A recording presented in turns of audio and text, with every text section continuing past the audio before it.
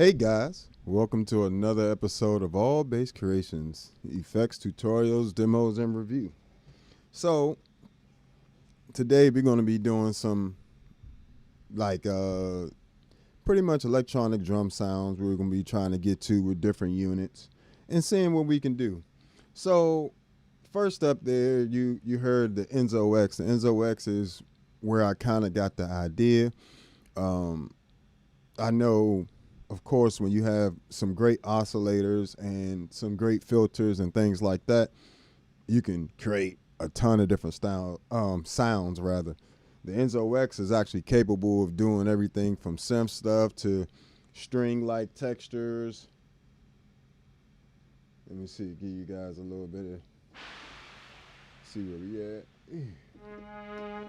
A little bit of string-like textures.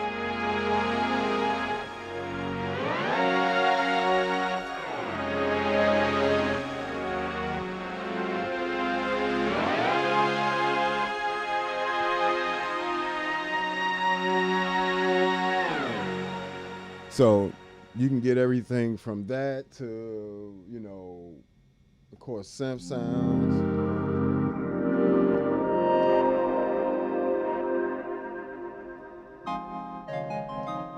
These type of sounds, like almost like piano-esque type sounds.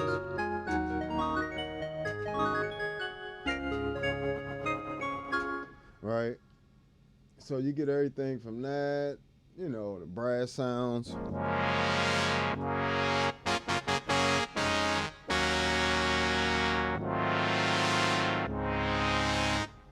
But you can also create things, because it is a full-featured synth, right? You can create trumpet-type sounds, sax-type sounds.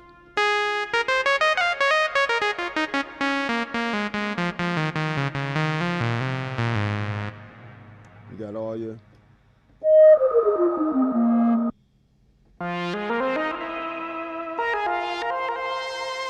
funkier sounds, right?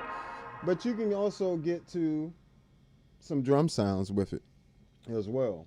So that's what we're going to get into now. And that's where it kind of, the reason I'm starting with the Enzo X is because, for one, it has the widest,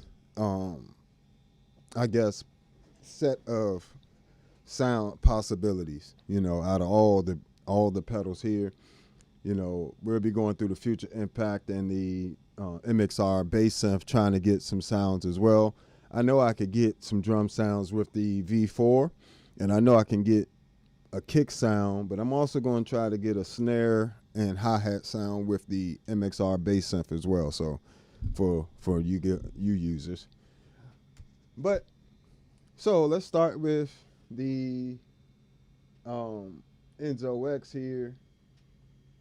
Let's go ahead and just do some parameter adjustments to where it might normally be. We're just going to set the filter all the way open, all that stuff. Let's see. Bam. Filter. Slow pass there. Bam. So, just undid what I did. But here we go. So,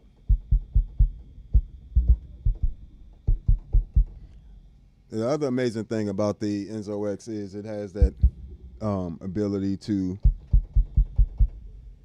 create those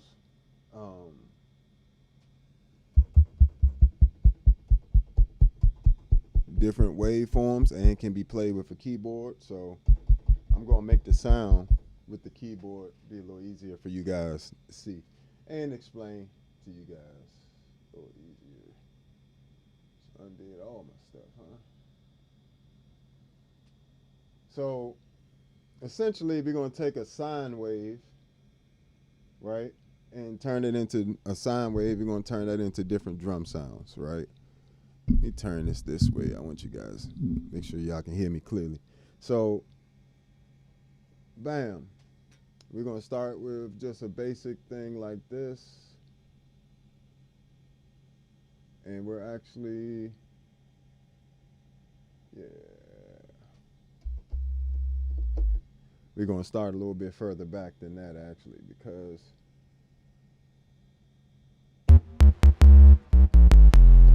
that's where we're going to start, right?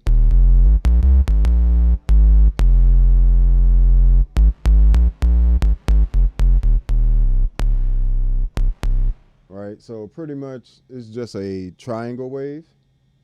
So we're going to take a triangle wave that's pitched down an octave.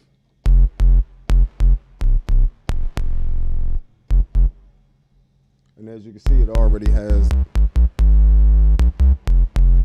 a lot of the characteristics we need, but some that we don't. So we're going to take that sound, right? And that's just one oscillator. We're going to take that. First, we're going to go to the amp envelope. Appreciate that. And feel free to ask questions or chime in and all that good stuff. Feel free to say hi, all that excellent stuff. But, okay.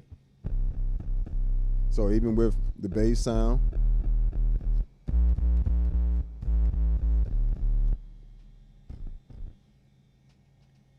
so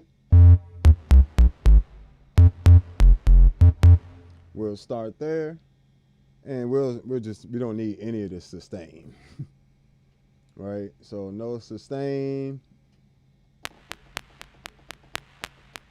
Now you pretty much just got that little click there. Matter of fact, before we even do that, let's go back, add that sustain back. We need to get rid of some of these harmonics in here to make the triangle wave into a sine wave, right? So we're going to start here. Pretty much dial it down to a sine wave.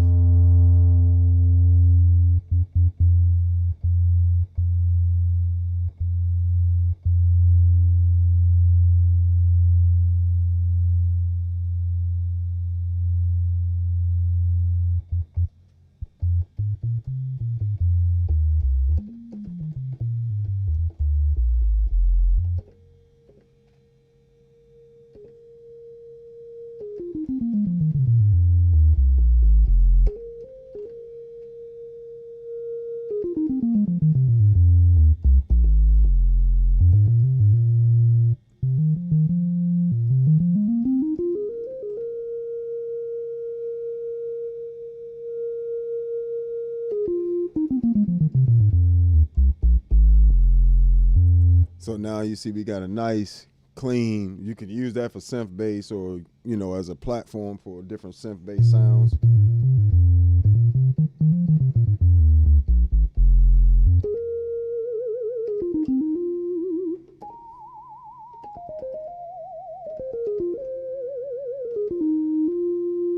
And we are using a low pass filter, and we're using the ladder filter on here, which is the negative 24 dB filter.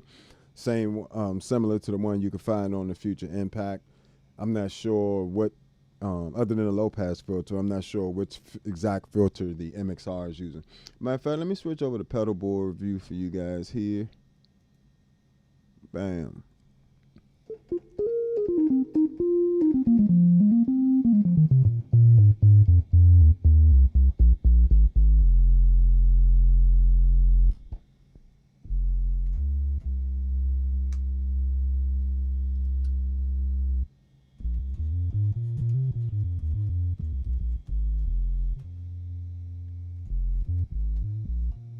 And notice there is a slight difference in volume. Not slight, but it's quite a bit different.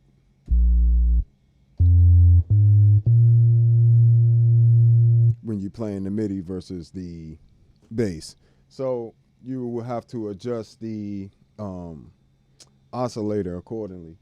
But it's not something you can't fix. You could easily come over to the oscillator if I wanted to. Give it just a little bit more juice there.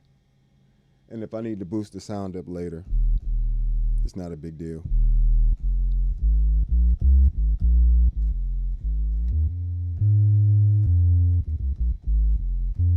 But you got a nice pure sine wave there. Let me get this reverb up off of here.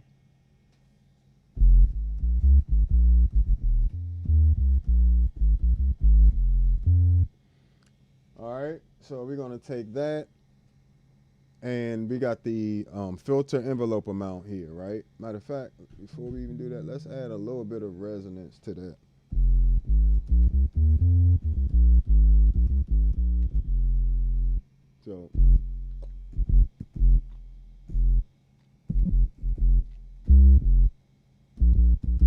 So you can hear the kick starting to form there. Let me pull out my setting just to make sure I can get this right the first time. So we got that, bam. All right.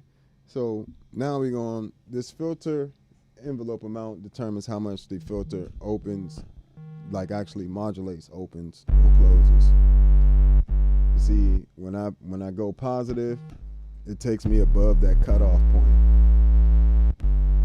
And depending on how I set the filter envelope is going to determine what that actually does. Right now, it's set to a stagnant point. So we're going to put this to negative 29.7. We're going to put the resonance to 3.4. You might not be able to see these lower numbers. So about 34%, with that. What's crazy is I got these exact numbers using my ears. That's crazy.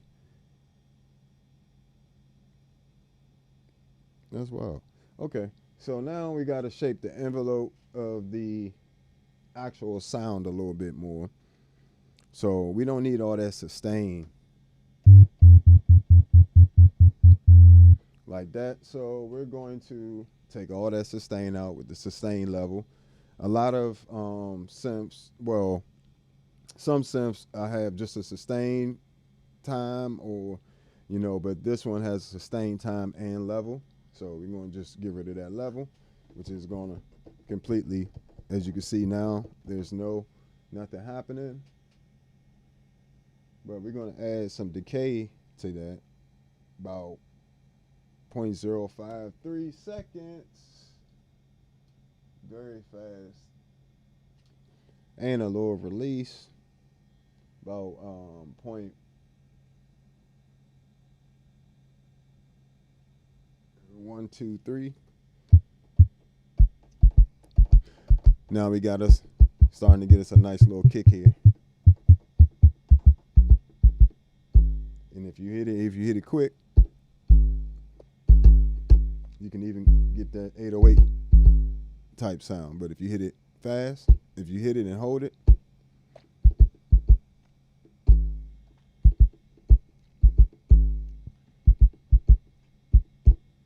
so now you got you a nice kick sound. For the bass sound, I have to bring it up, but let me see some. Do this real quick.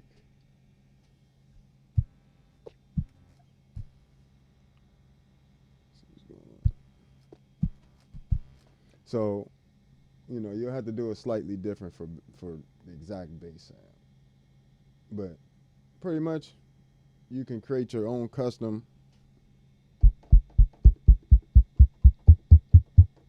You might even be better off. Let me see. So I'm gonna experiment with the.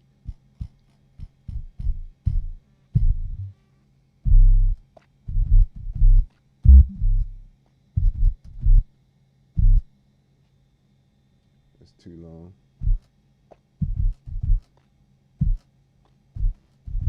So the decay time would be slightly longer for an actual bass guitar.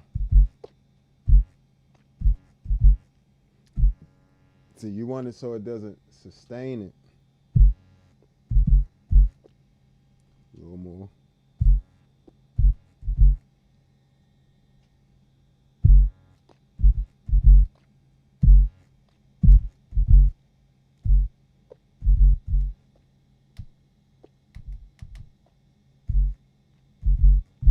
So you can create, it sound different on here, see? So only thing about the Enzo X that I will note to you guys, the certain little sounds like this don't always sound the same when you play them on your bass versus the keyboard. Now, most of the polyphonic sounds and all that stuff, pads, arps, all that stuff sounds the exact same. But when it comes to like key-based stuff, it comes to synth-based stuff, like using actual bass and creating stuff like this, the times are just slightly different than with getting the exact or similar sound with the MIDI keyboard. So that is something to note.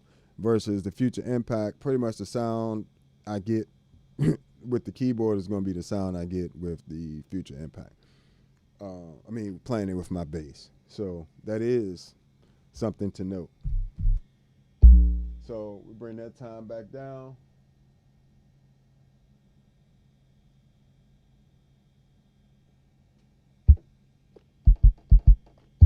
So now you got your own custom kick. Also got a little bit of op amp on here, running just a little bit of distortion, type thing. Now, some other things you can do with this, you can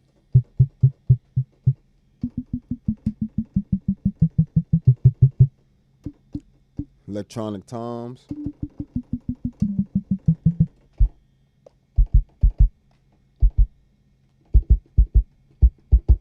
And then you can literally tune the kick to the song. Literally the same thing. Now, from here, you can also come back and you can actually make a snare sound from here. The reason I do it in this order is because it's a little easier to understand. If you make that kick sound by pretty much taking a triangle, we're going to bring that cutoff of that triangle down to make it a sine wave.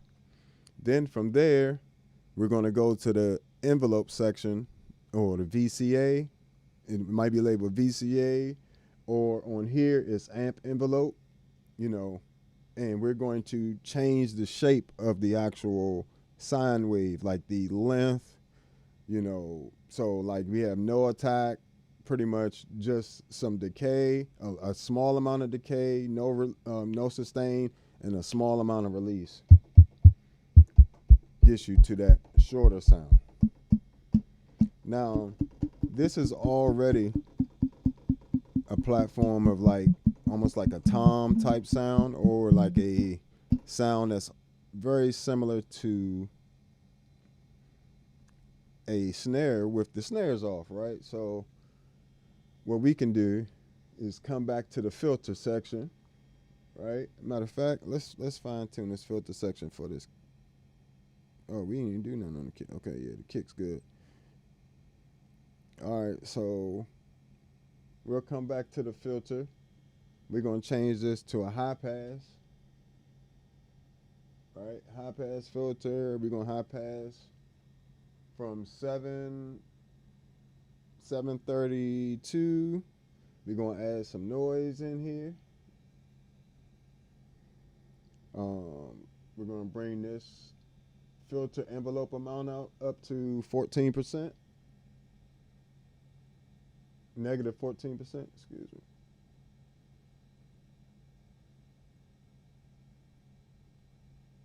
Because I want the filter to sweep down like do. See, we almost there already. So if I go back, if I take out the noise,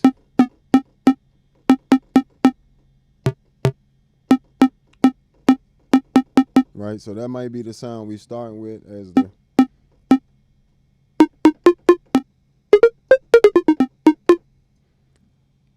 We come over to the envelope section. We're actually just going to take off this release on the amp envelope. So on the VCA or amp envelope, let's take that release off.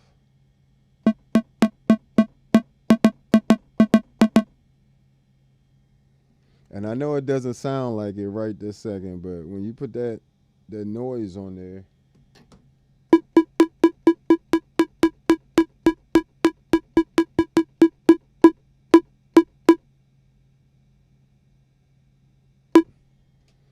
it takes some time to fine tune this stuff, so don't you worry.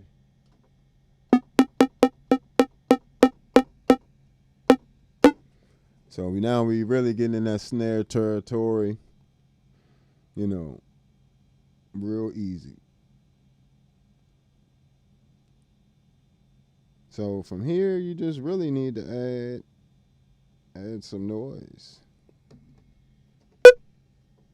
Let me bring this volume down.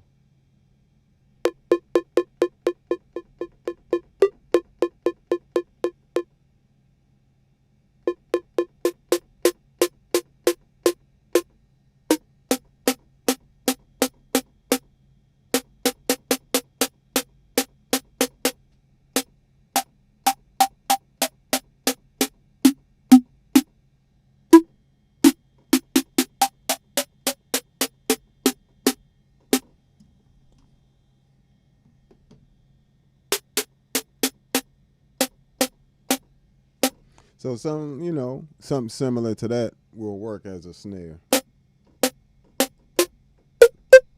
And it's like once you start going up too high, it gets into that weird territory. But around this area,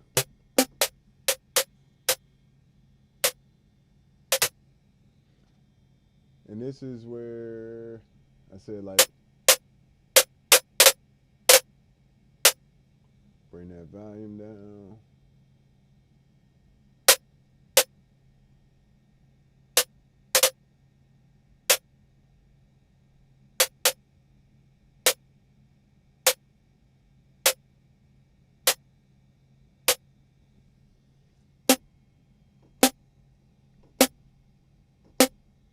So I don't know if you ever use any of the older electronic drum sample type or drum kits or whatever, but that gets you closer to that territory right there.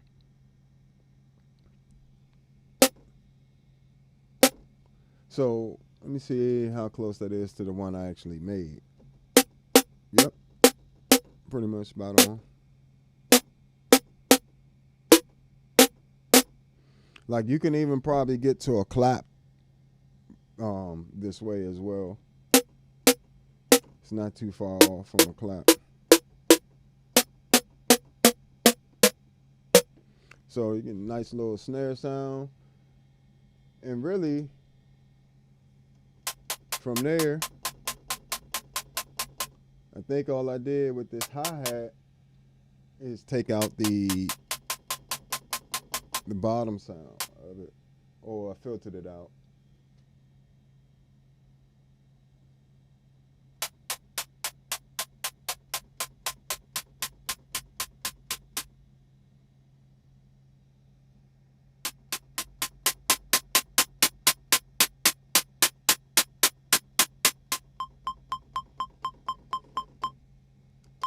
So that's like a little bit underneath that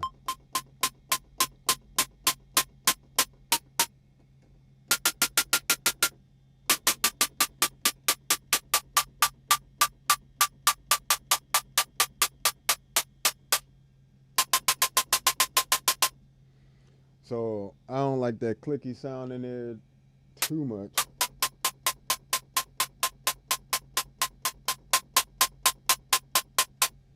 And you can filter any amount of that out that you would like.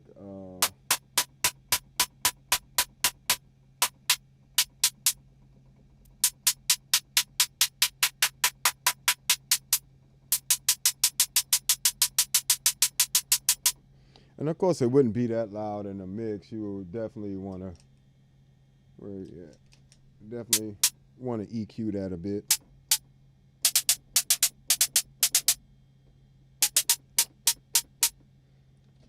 But yeah, this is a lot less harsh. Running that through. I think I got a drum gate on here as well. I think it's 55.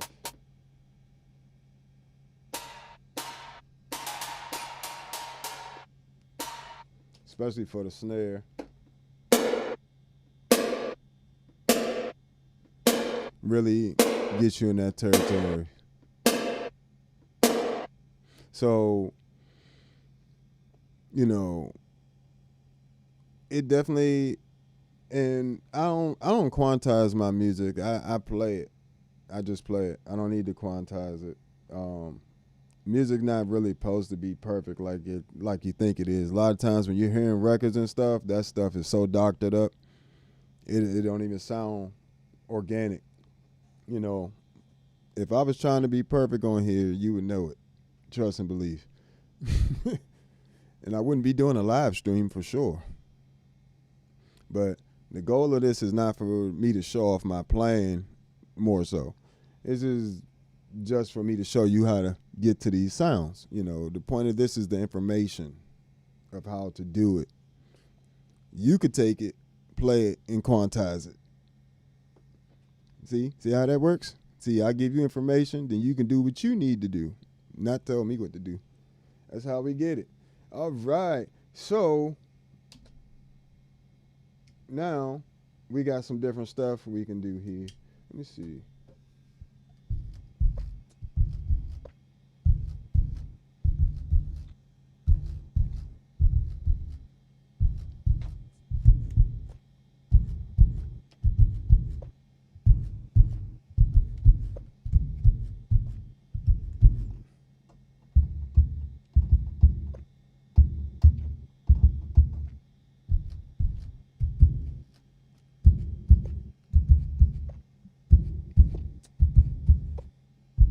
You can use it, you know, got your kick, got your snare.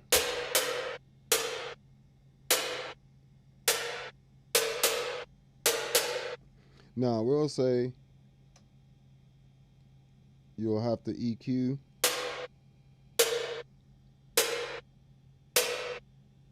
Be careful not to trigger any other extra stuff.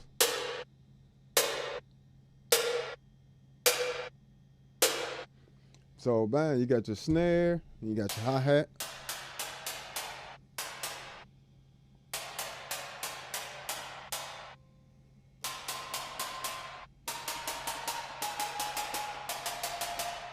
You can even create melodic snares.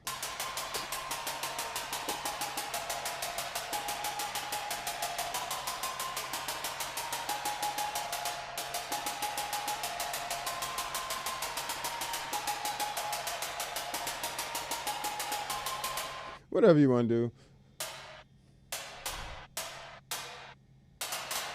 You know, that can even be double with the other thing. But, you know, you can, these are things you can, these are just possibilities, guys. This ain't for every single song. This ain't going to be for everybody.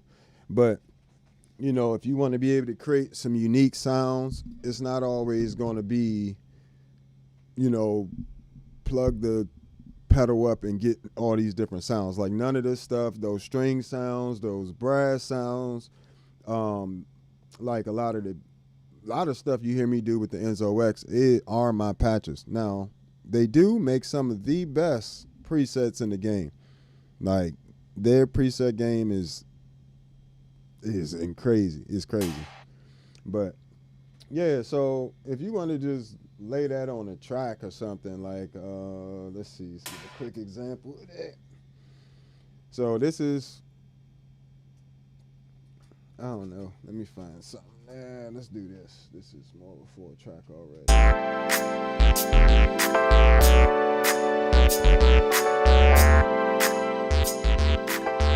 It's a loud track.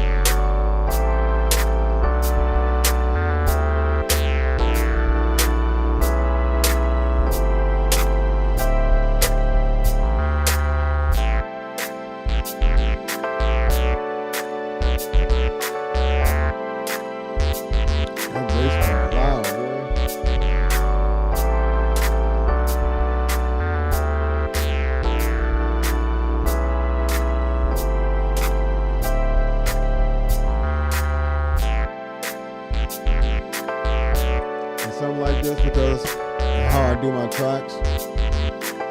I just simply layer it.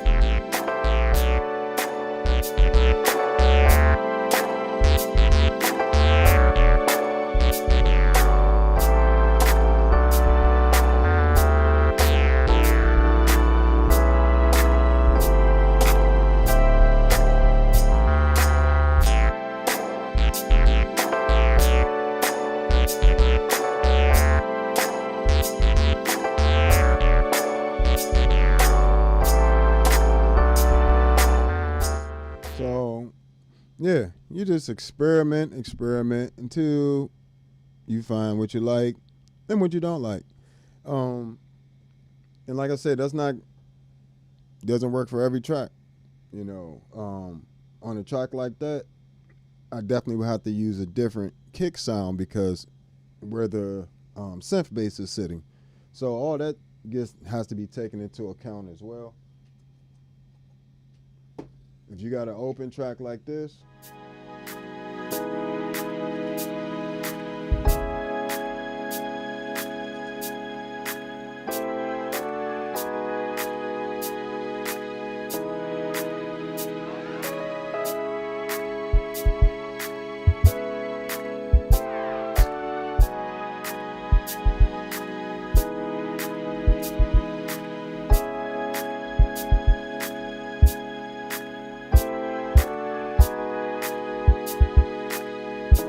I actually like to kick a fifth above whatever's going on.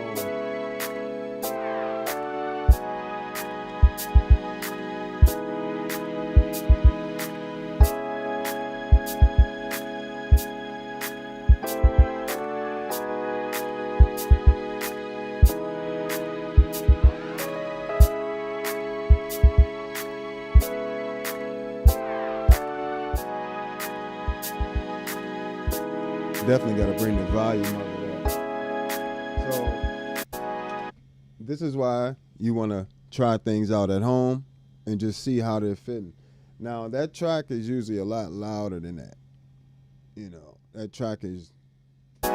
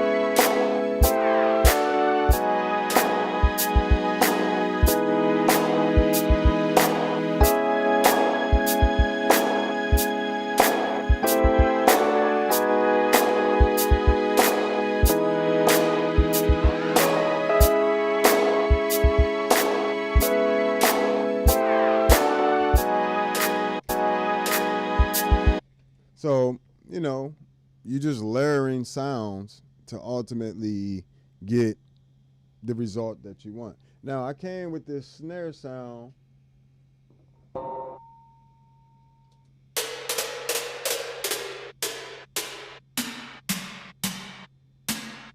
just by changing the frequency cutoff.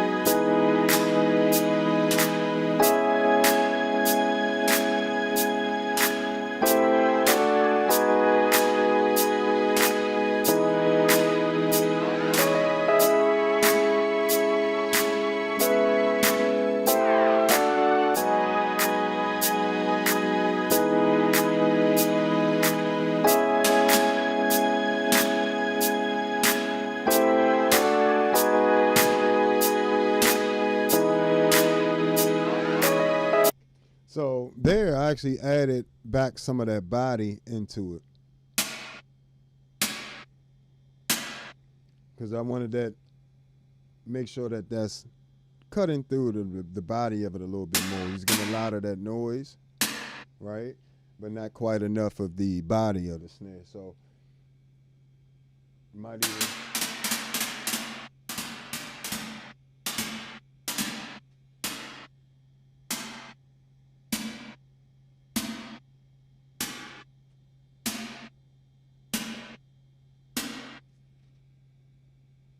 and just come back and we'll raise it back up over here.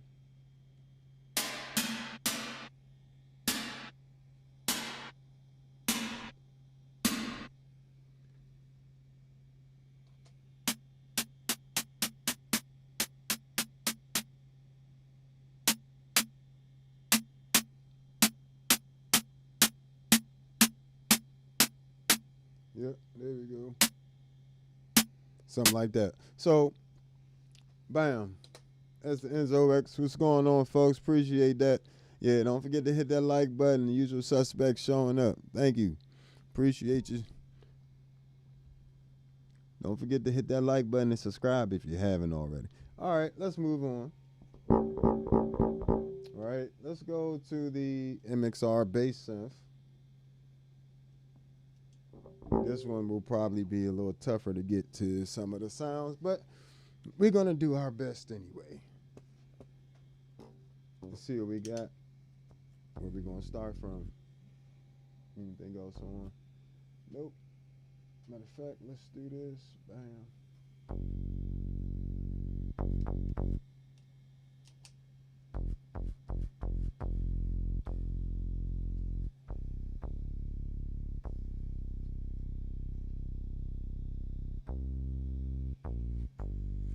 Oh, everything seems kind of low today. What's going on?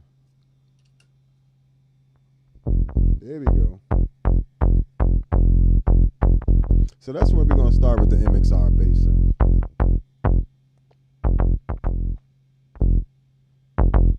Right, we're going to start there.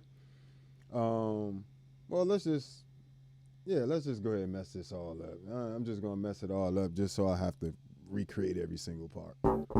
Pretty good. All right, so we'll start with just the dry bass. We already got some noise in this sound. We'll come back to the noise for the snare.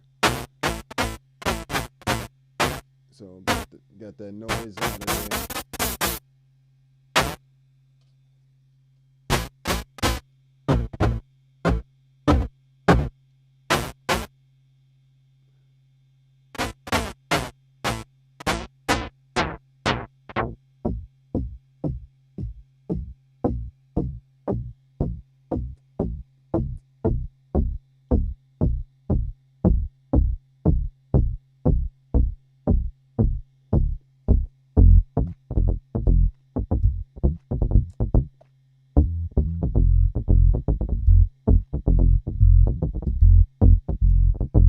Let's see how that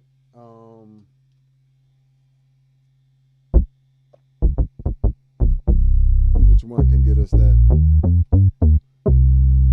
the best sine wave here. Let's also turn off that turn off that filter envelope amount. Turn off the modulation.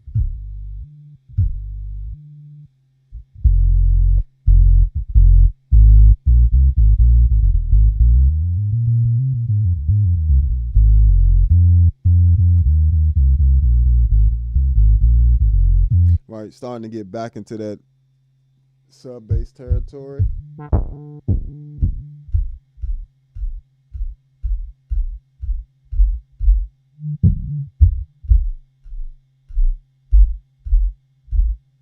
You got to kind of use your ears to tune it, but I'm using quite a bit of resonance.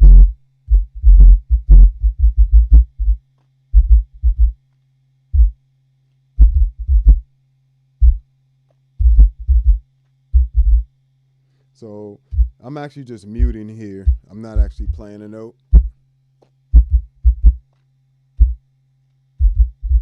Because all I'm doing here is using the resonance from the filter here to really accentuate that frequency that I'm putting the kick at. I'm going to see, let me add a bit of negative filter envelope.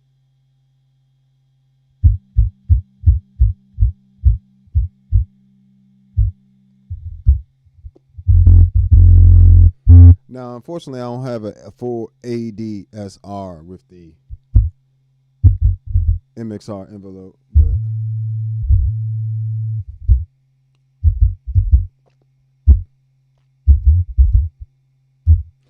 so I'm going to bring that up.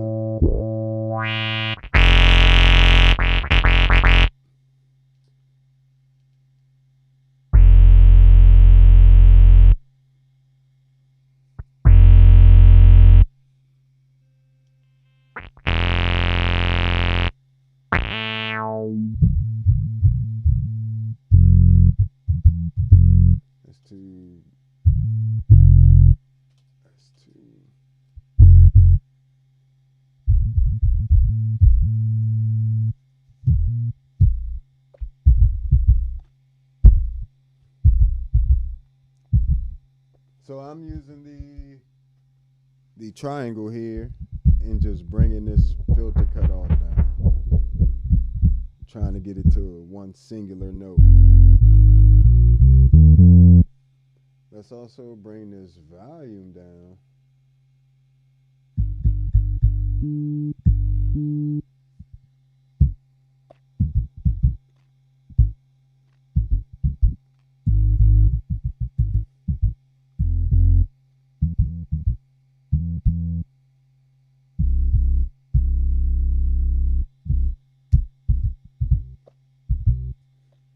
So, bam. A little more.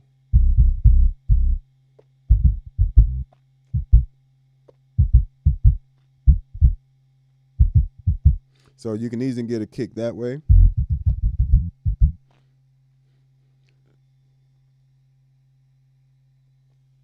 So you can definitely, I appreciate that, folks. Yeah, looping definitely takes some time to, you know, just get used to the timing of it and everything. Like, it's difficult for me to loop with this up on the floor. I need this this up here instead of on the floor. Yeah, so I understand with the looping. And so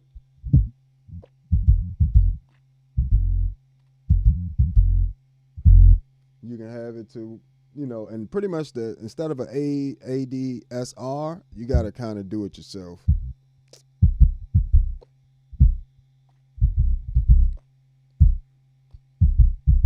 Right here, I'm actually fretting the note very quickly, like staccato. This is what it sounds like without it.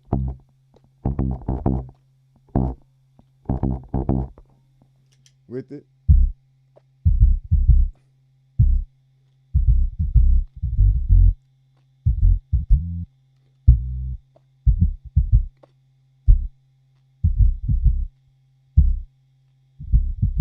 Now I'm kind of muting it and doing it. Now it gives you a little more control over the.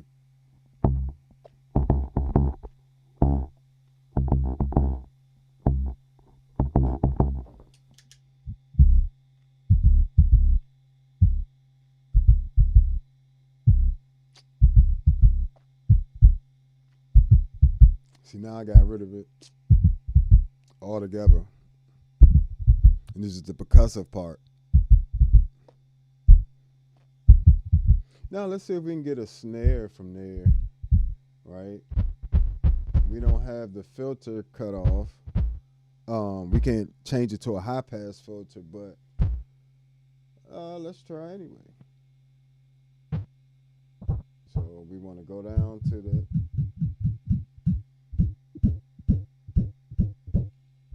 let's add some noise.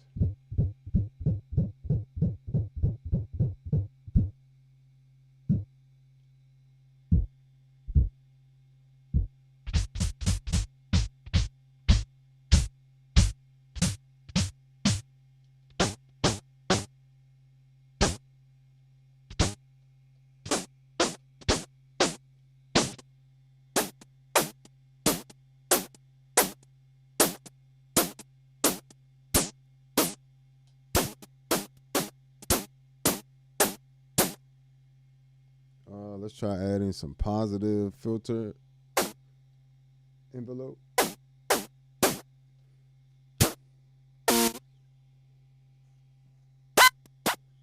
See.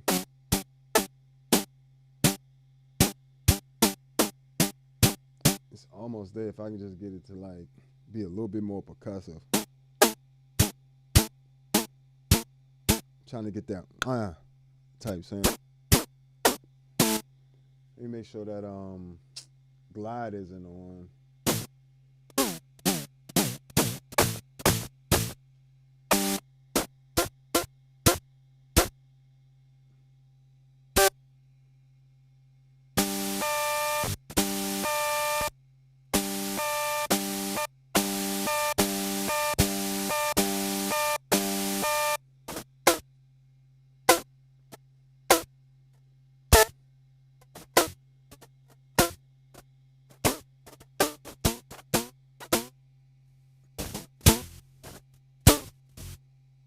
Trying to see if EQing it any different does anything for me.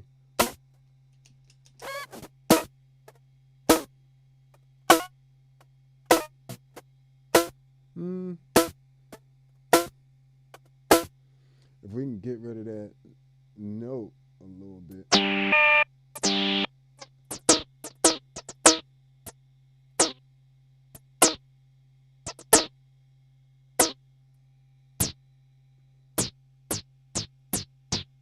That might work with it.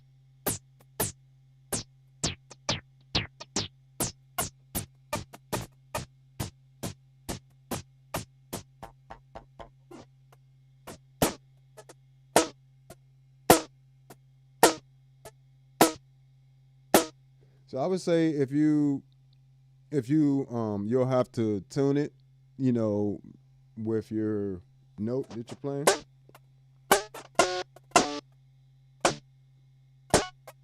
Let me see if I can get it real short.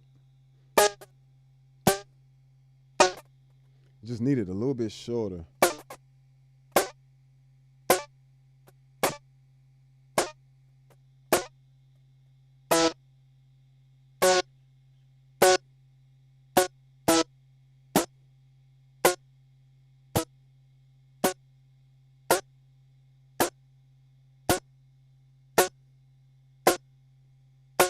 So, I mean, you can use that as a snare for sure. I ain't gonna lie to you. You can definitely use that as a snare. Let me see. I want some more.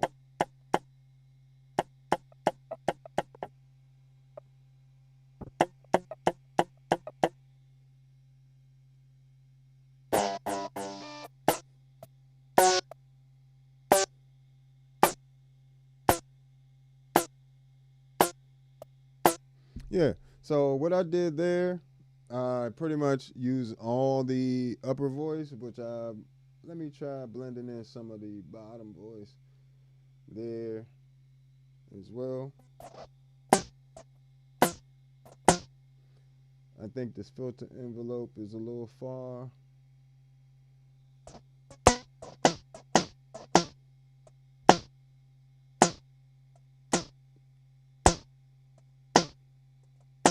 You can definitely use that as a snare. You can definitely use that as a snare.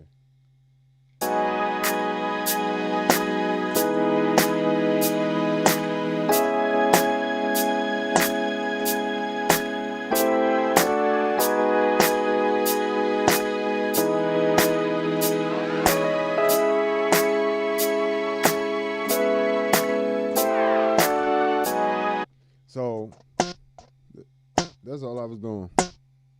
Of course, you want to be prior there, or so you either want. For me, I usually like the root or the fifth note of the key we in. We was in E there, so I be like had a snare, might be sitting around a B, and the kick might be sitting around a fifth as well.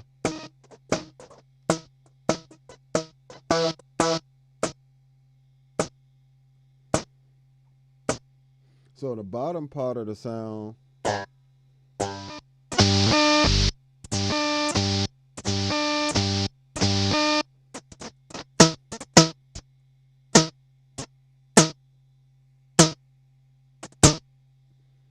the lower volume, it's this one.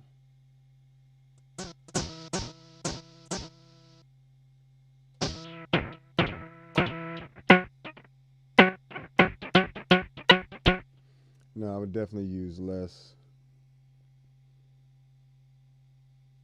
I might even make this all noise. Right? Make that all noise. Yeah.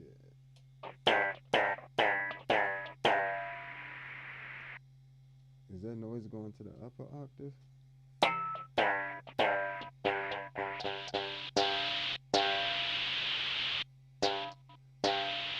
That's what I don't want, this long. There we go. Getting there now, mix that with some dry signal.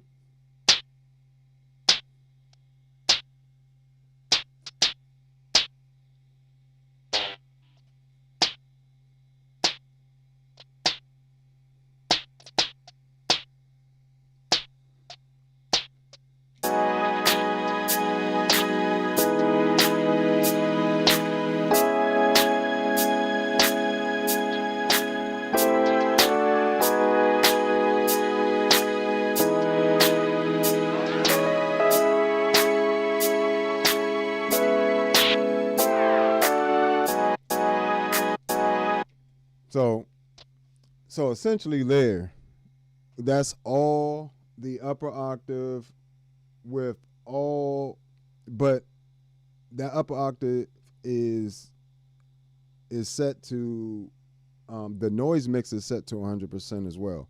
So 100% of this upper voice, 100% of this noise, and then I have virtually no unison pitch and no octave down. And I'm using my, part of the sound is my bass.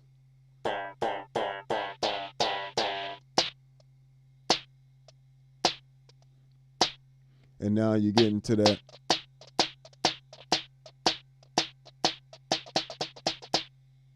Like that old school snare sound. Let's add a little bit more gain to that.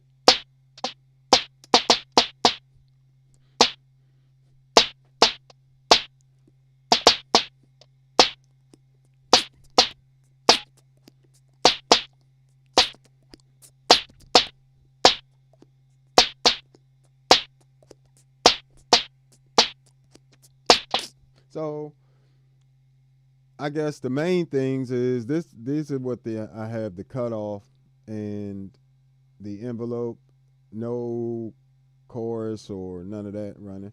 Let me see if I put a smidge of chorus, what that would do for me.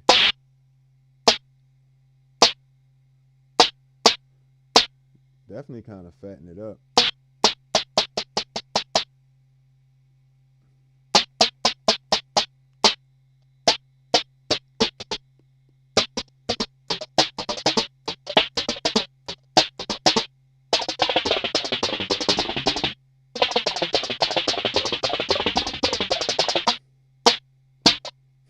So, you know, you can get just creative with this stuff.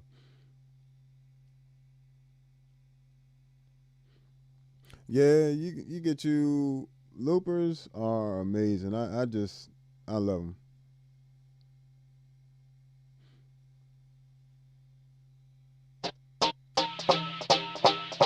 But yeah, let me see. You can hear the modulation.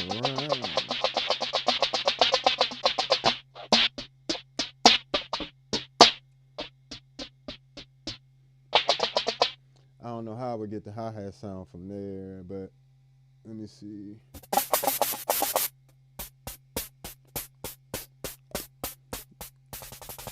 You can almost use this like a shaker sound.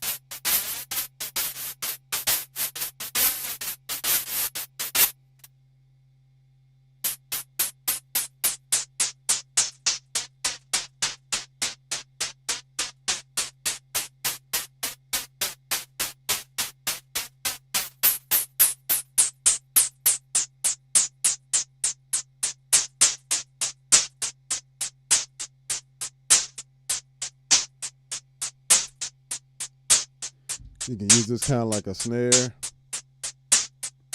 hi-hat combination.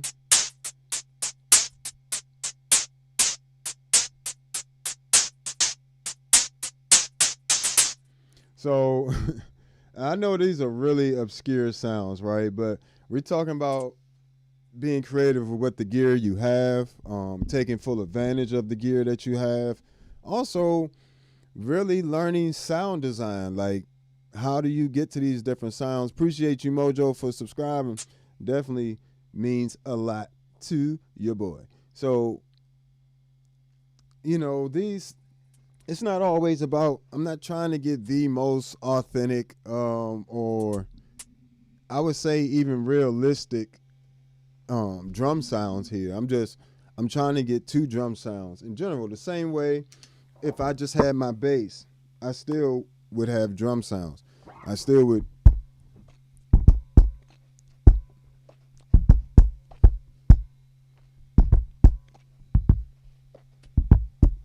Right? So, and I still would be.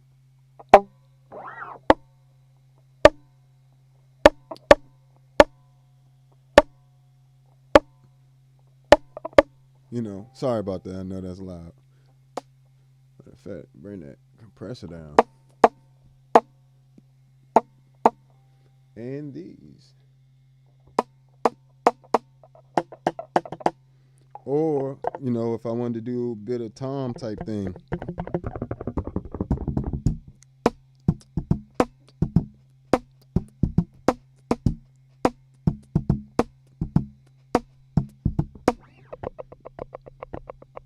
As a hi-hat.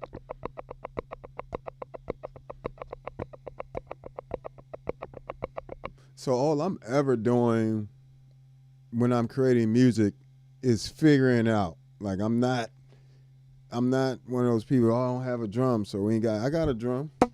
I got a piano. Got a guitar.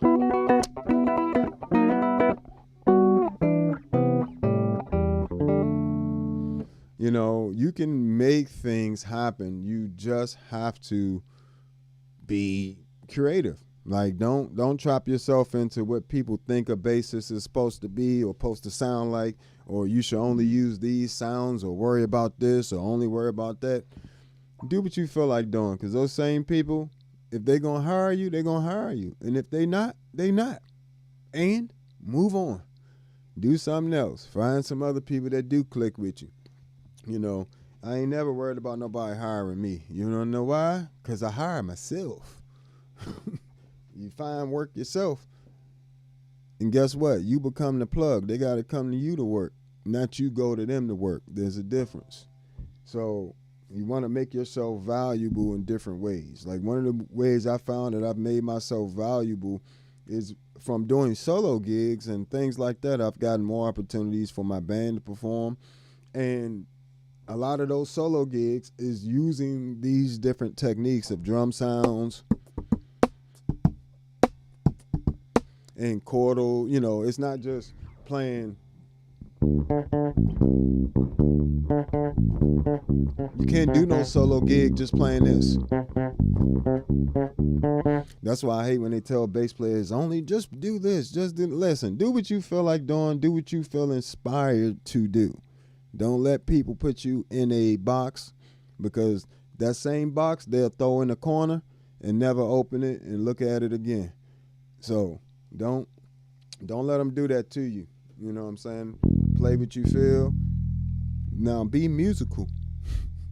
I'm not saying when you're supposed to be playing, you up here. I'm not saying that now. You know, don't do that. You know, but, you know, play your part. And, you know, when you have a chance to use different sounds, when it's musically makes sense or it's the right moment, you know, feel free to explore. You know, the people don't even know what they want to hear until they hear it, because they haven't heard it before. How they going to say they don't like it? They haven't heard it. Trust me, I be putting out all these little synth sounds and people just go crazy. They don't even, because they never expected it. Because everybody because a lot of people don't listen, folks tell them, don't do this, don't do that. Hey, do what you want. Do what you feel necessary to keep you in the game. So, all right, let's go to the future impact. Now, you can achieve this stuff with an octaver as well. So, you know, if you want to, just real quick while we here, I ain't gonna spend too much time on this.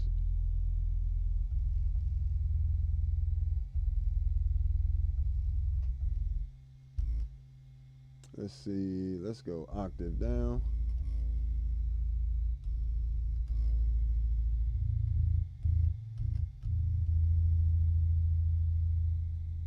You know, I'll come to this later because I hadn't worked that out. I ain't gonna lie to you.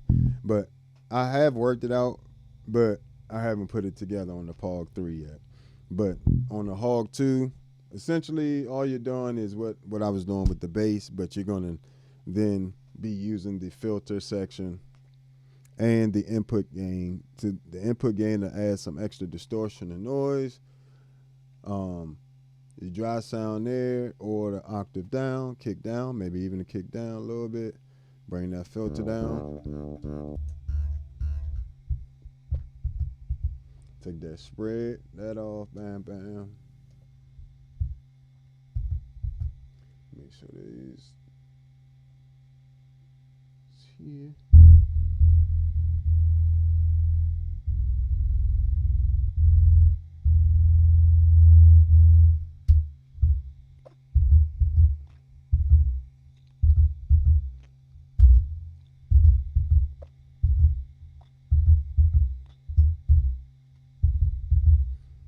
Just oct down. You can just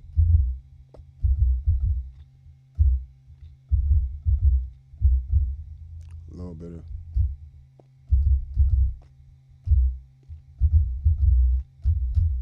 so you can do it with a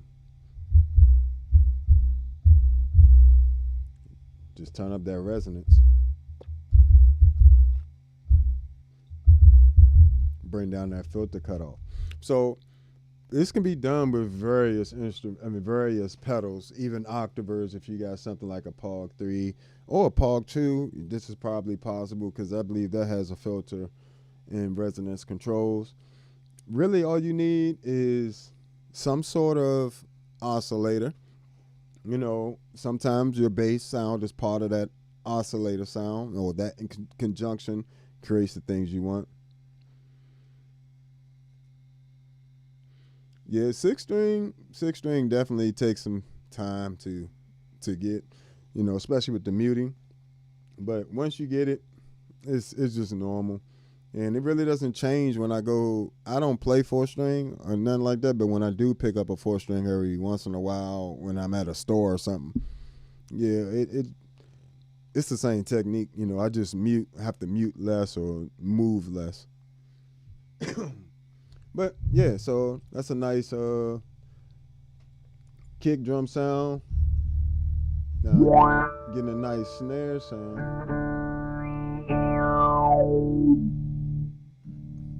I ain't gonna go through all that, but let's go on to Future Impact. But I did get you the kick sound on the octave at least. All right, for sure. I had to tell somebody that the other day. Hey man, that muting is the thing, the difference between BS and real playing. So we're on the Future Impact now. It should be on your screens. All right.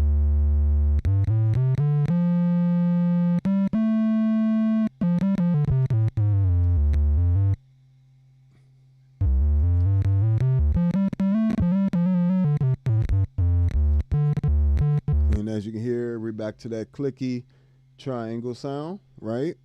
And we're going to bring that up in the system.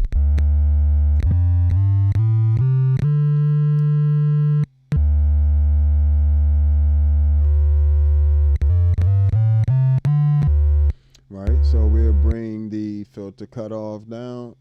Well, let's go over here to this VCA section right here. Well, first off, let's back up because I know everybody may not be familiar with the Future Impact software. But so on your left side here, underneath where it says program, load, save, all that stuff underneath there, where it says pitch, saw, VCA. This is your first oscillator, and you just have 4 versions of these. 1, 2, 3, and 4 going straight down. VCO. Right? So these are your oscillators here. You have the option of mixing 3 different oscillators. 3 different waveforms here and creating a custom one. We just went with the triangle one, 127, all the way up. Now we got it. The VCO right here in the middle is where your pitch is. So if I want that to drop, I just take that down, right? And I can go down 2 octaves with that.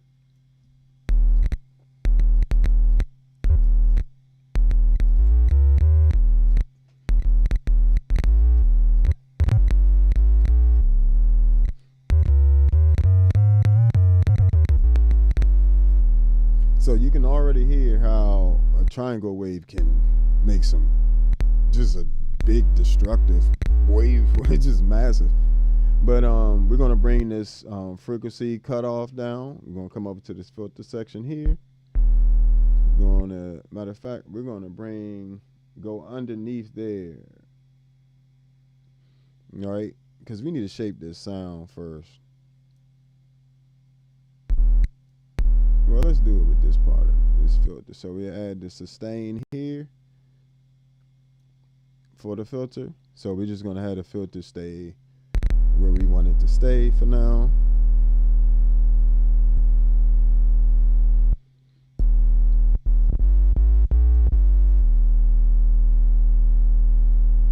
Yes, it's got pitch shifting. It's got a harmony section. It's actually can do 3-part harmony. You got an octave up, and then you got 2 more octaves right here that you can control different parameters for. 24 up, -12 down. So, but we ain't even using it. But we right here, bam. So let's add some.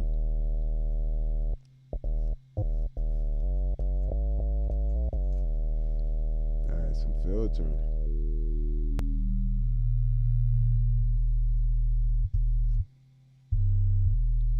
Let's open this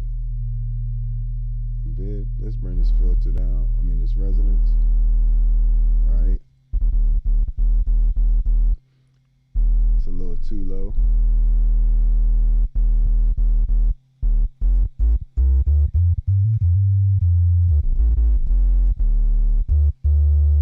Trying to get rid of all that little gritty texture up in there. Just bringing a little resonance, about 15.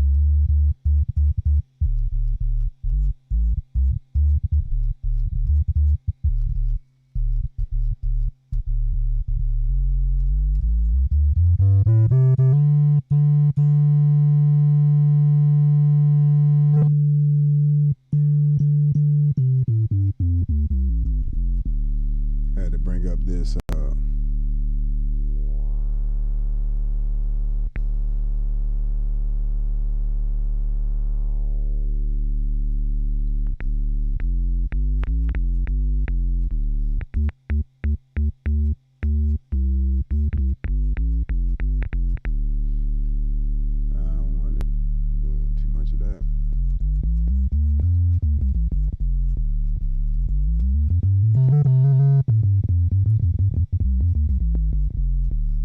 so now we pretty much there with the just a straight up sine wave.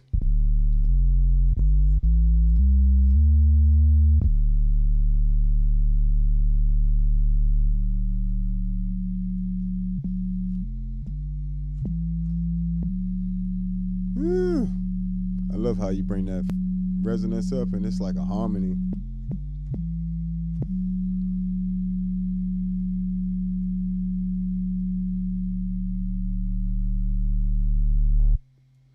See, the object the thing I'm trying to get to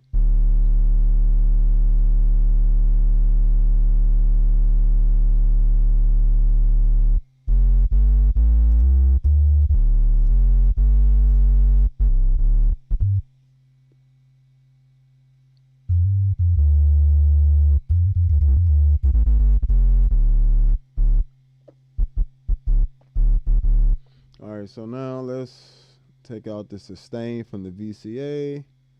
Gonna give it just a little bit of, just enough to be a kick. Keep going.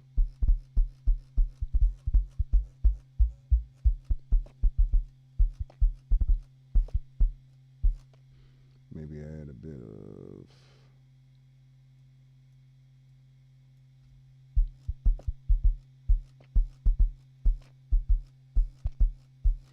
that's getting to be a heavy kick. Might need some resonance here.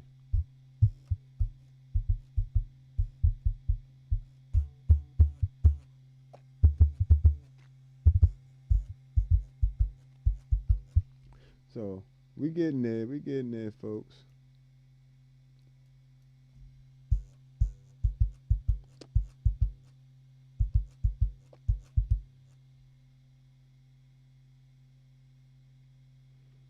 All right, maybe even a little more.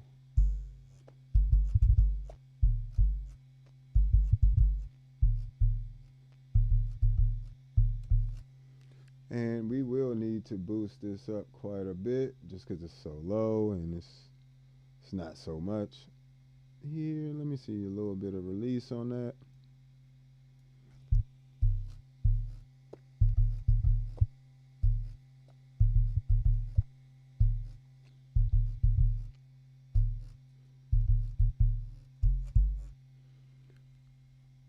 So you got, I mean, let's see, it's at 57. Let's see a little more.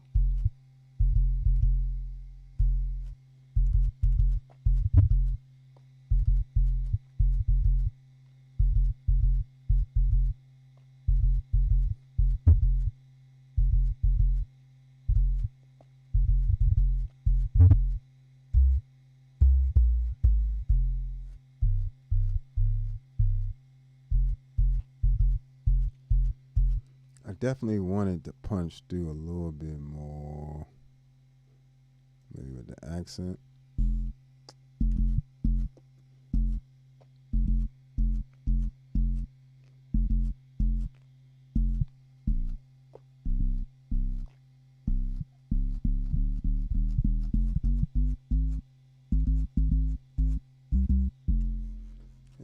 little too much decay now.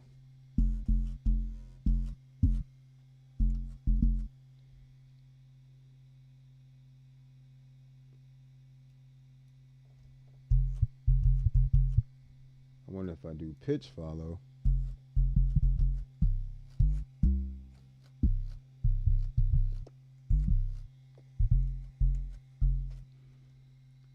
Pitch follow by the ADSR.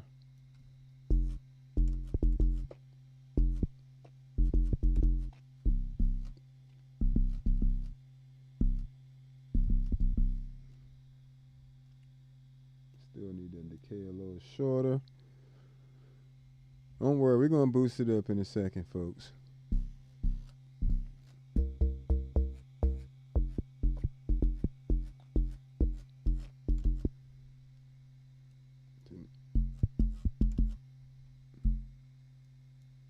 Yeah, I want to do the pitch follow, but I want it to go.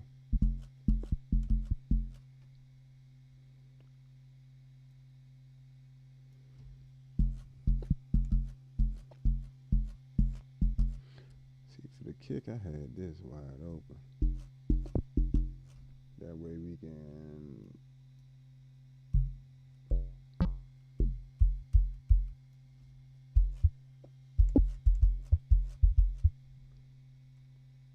no less resonance.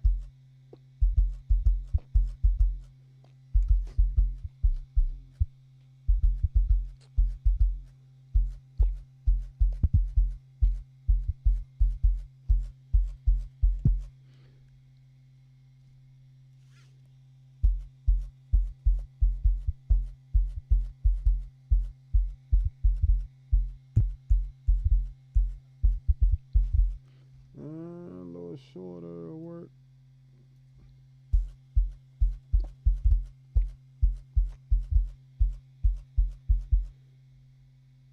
Yeah, I want just a little bit of something to move format.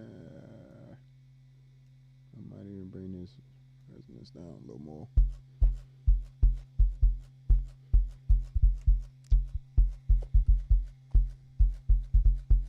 All right, so then we come down here. Now I'll add some more volume to it. Down here. So we can go to overdrive. We'll put the overdrive on that. Let's put, we don't need it on instrument, we need it on the VCF. Small amount of drive. Get some volume in there. See if we can get a little more drive going. All right, we almost there. I say let's boost this joint around 50.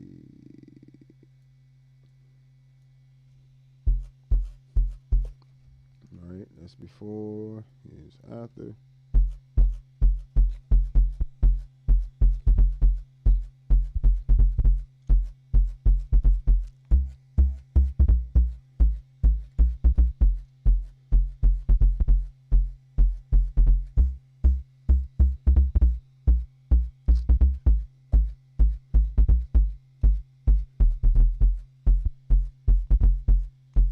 So now you even got a kick drum right there, readily available. If you want to add a little bit of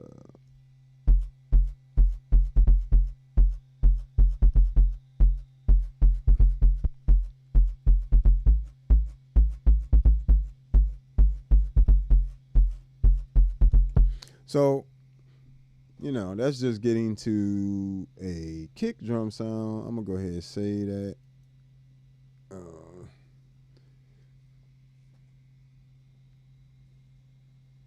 I think that is number 26. I wanted to say that as.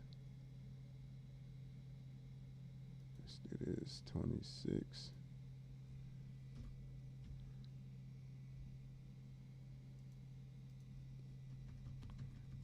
It's going to be club kick.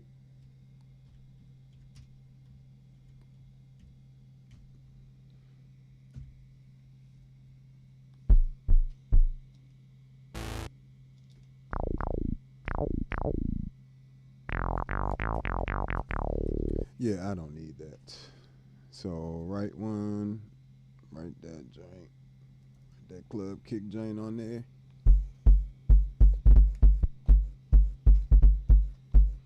And I'm gonna add a little bit more volume to this, matter of fact, cause I don't know. That is a great club kick.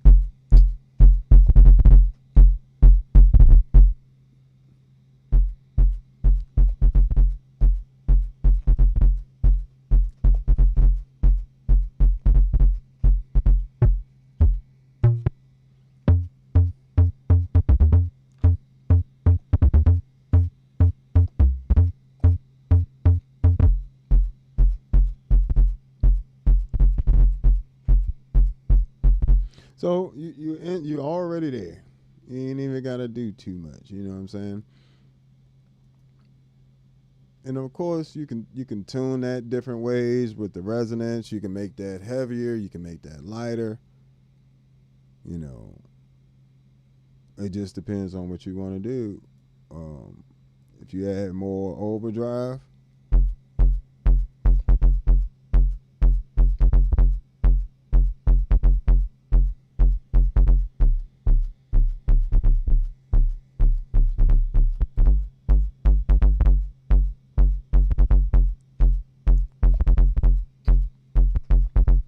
and then you're good from there. I actually like it with more overdrive, actually. And like it's because you gotta remember it's got a cut. It's got a cut, so that overdrive kind of definitely helps it cut there. Bam. And we can write this one. Again, the future impact, you gotta have, the software to get to all this stuff. It ain't gonna just you ain't gonna just be able to get to it.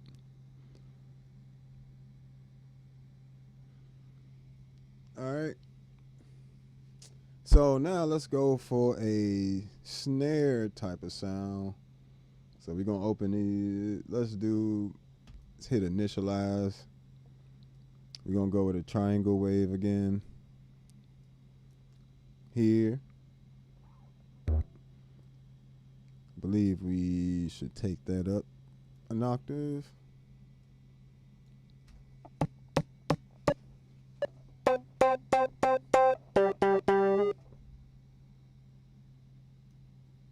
No, well, we'll leave the dry sound in there a little bit because it does help out.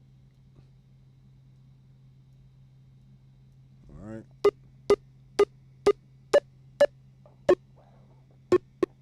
Let me see what I did on here. Make sure I take this up an octave. No, this is actually down an octave. So take this down an octave. And we'll be using a high pass filter instead of the low pass in the filter section here.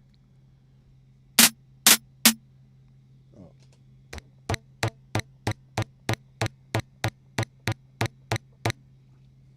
So that's what we got so far.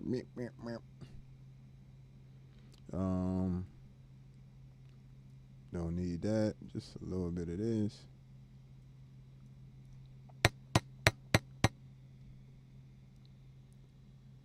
Little decay.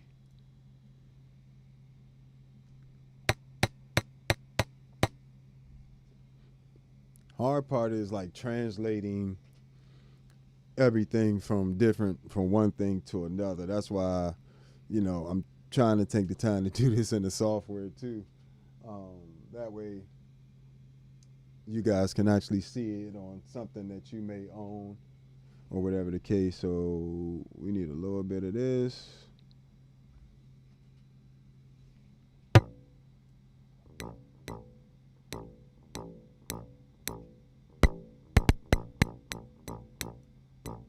Is this a high pass or low pass? High pass filter.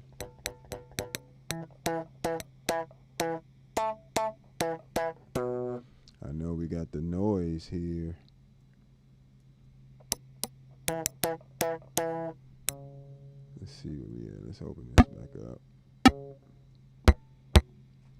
Okay, we gotta add some more. I think I want this one here.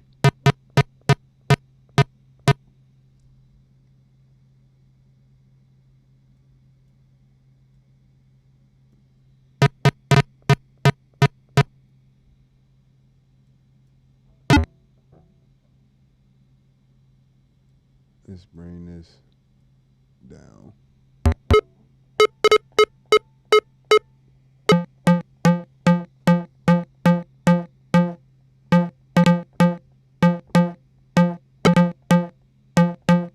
So you can kind of hear we're getting there already.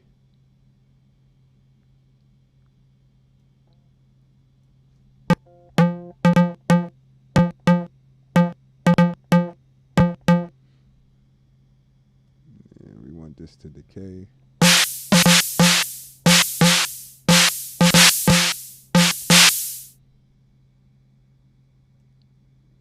Decay a little shorter. Same thing with this, really short decay.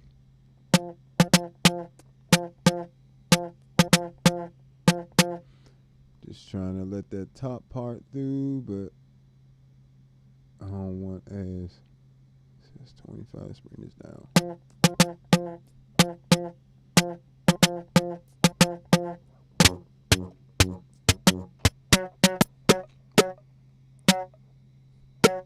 Actually, I don't even need the dry signal in here.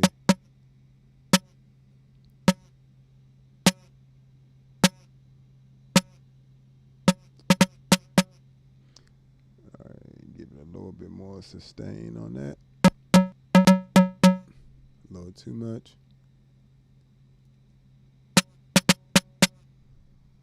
Let's go 30.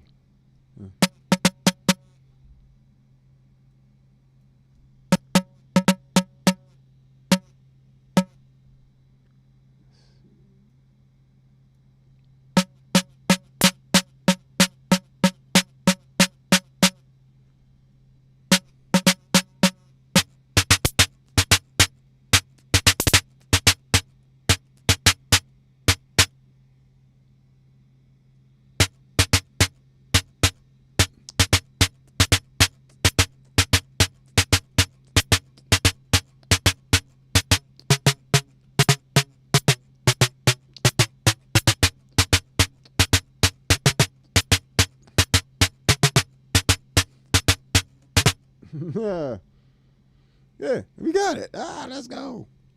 I never actually created a snare before or that kick drum on the Future Impact. This is actually my first time doing it, so I wanted to see how difficult it would be just doing it. You know, I had did the kick on the MXR before, but not the snare and that shaker part, and I already had created, well, I just created these today anyway, these drum sounds on the Enzo X, and I just thought it'd be a cool topic for today. But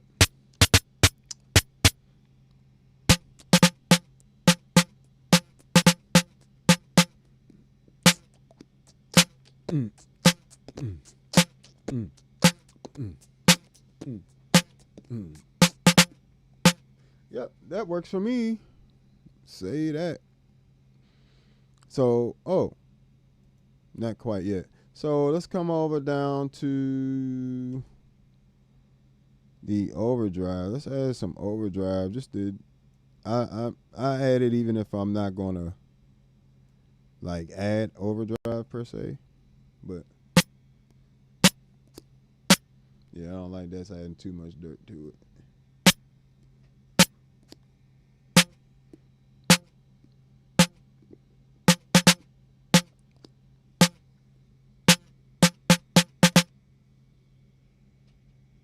That actually is a really good snare sound. I've never created. I gotta say that one before I mess it up or something stupid. I do want to just do a quick like high pass filter type thing, but really just cut this low end off on it.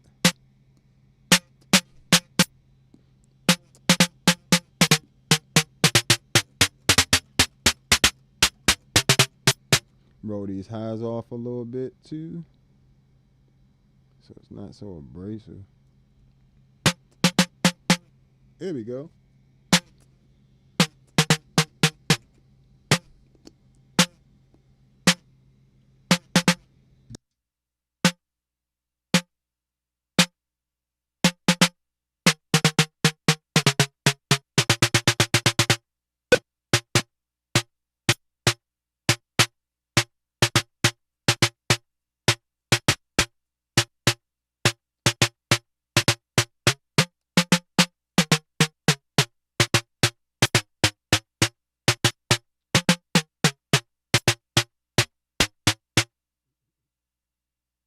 Now you can really get musical with your snare tunings.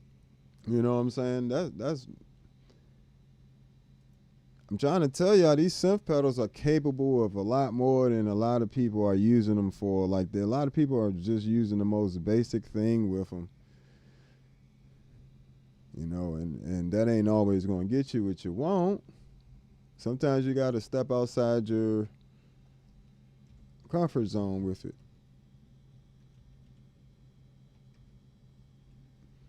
Put this on 27. Keep them together.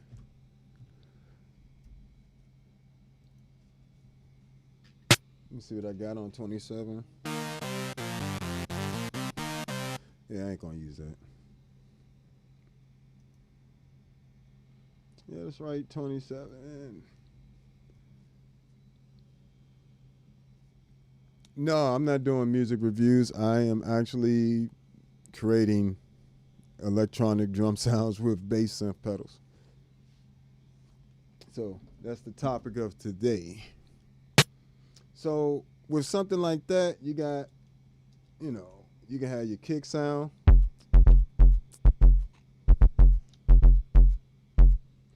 Let's do, we got some space somewhere.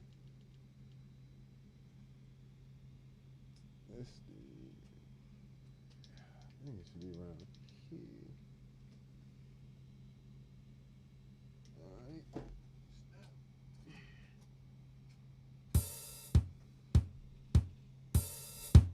So that's another electronic kick sound, but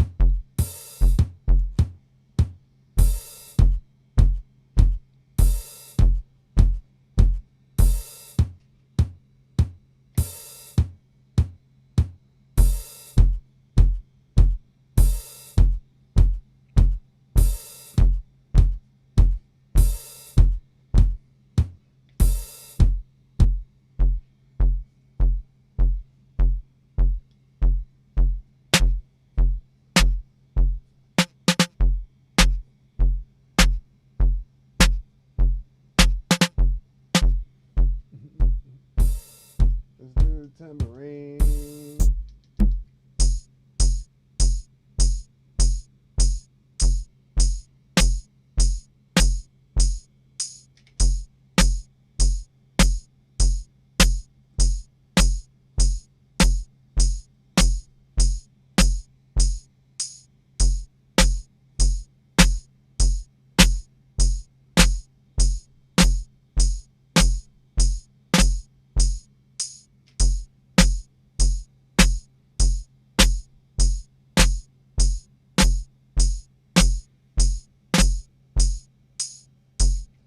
So, yeah, basically, you got your snare, your kick, and if you really, you know, you can always play with that kick sound more.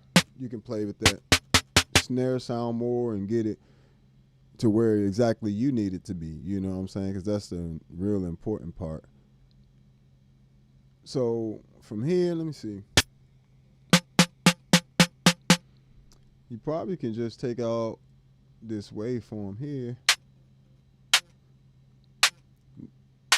It's almost like you needed like a clap sound. Let's see, it's on high pass, so let me bring this up. That is almost like a clap.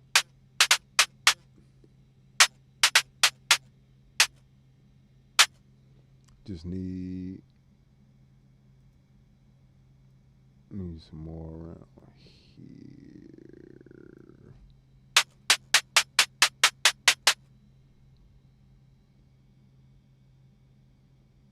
Need some more. Let's see, that's 20. So just by taking out the waveform there, I can get like a clap sound using the noise.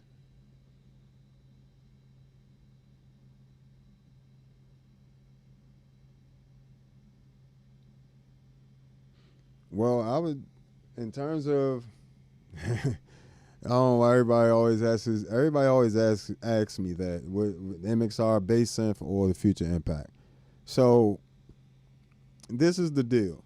The there are two different things. Like the future impact, if you want like all the actual, or not actual, but you want as close to those vintage bass synth sounds that you hear on records, or like the abilities to use a Moog, or like you understand how to use this software that you see me using. Like you understand what you're looking at with a VCO, the oscillators, the amplitude, pulse width, VCF input and all this stuff. Then, and you can create your own anything, or pretty much anything you can do with the MXR bass synth. You would pretty much get a better version of that with the future impact sound. But as you can see, I still love the way the MXR bass synth sounds, because I don't use it to duplicate sounds. I use it to create its own sounds within itself. So if I was only going to have one, it would be the Future Impact V4 VIP. You know what I'm saying? But that's because of the versatility of it. You just see me, like, I'm using one oscillator and noise, and I created those drum sounds. Like, now, imagine stuff you can do harmony-wise in here with the oscillators and the harmony block section mixed together. You got overdrive, you got EQ, chorus, and delay. And the chorus is also flanger and phaser, So, you got complete control over your LFO, and whether it's going to your VCF or your VCO. You got a mixer there, a main mixer here. So the Future Impact definitely is more involved. But you got people like me, like I have a Future Impact preset pack. And I did a separate little smaller pack with a couple of Michael Jackson sounds duplicated in there, like Thriller and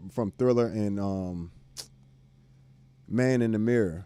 So you can't do that with the MXR bass synth, and you can't import other people's settings. You can't back up your settings with the MXR bass synth. The Future Impact, you can also play with a keyboard. So like if I want to use my keyboard and actually play real key bass, that's also an option. As well as this will also allow me to play like other synths, like say a Yamaha motif, with my bass.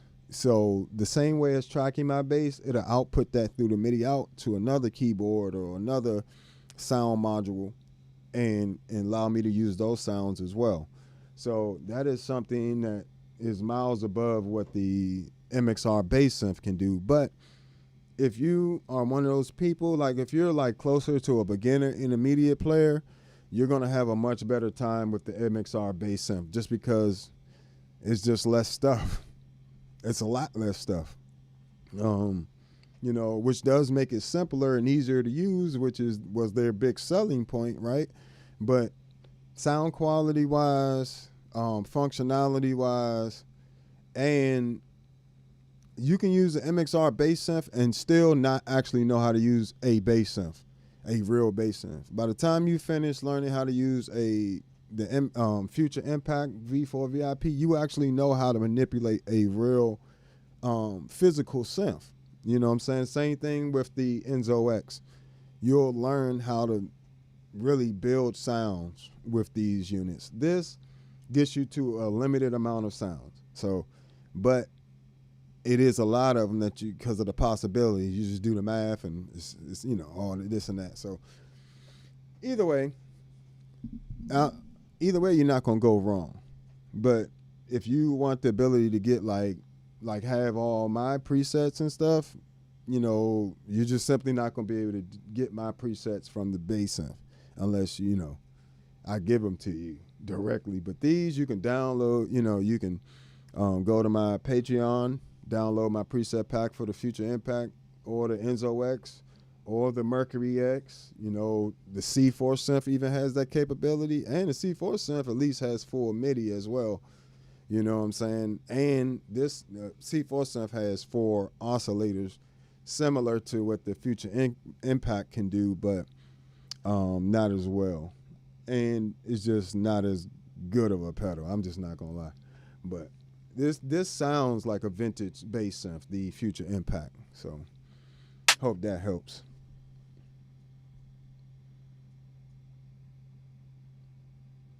Yeah, if that's what you're looking for, then yes. Yeah, the Future Impact is definitely going to serve you very well. And as you can see, it's in the VIP form, it's really small. It's the size of a normal pedal. It's the size of this Empress compressor, just sideways. So, you know, they take up the same amount of space. This and this take up the same amount of space, pretty much. So, yeah. That's pretty much how you would get to these, like a few little drum sounds with each unit, at least a kick and a snare. And then from there, you would just add like some, let me see, go back. So from there, like I said, I can do things like add a drum gate.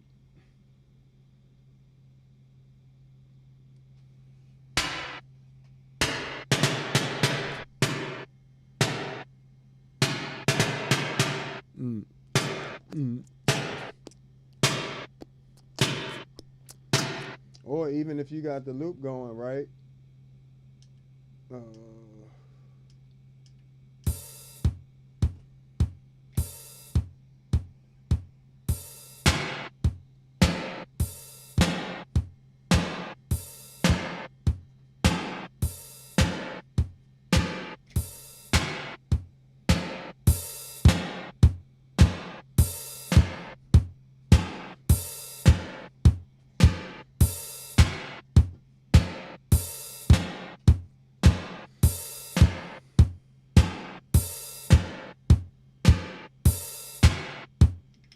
You know, so just adding it.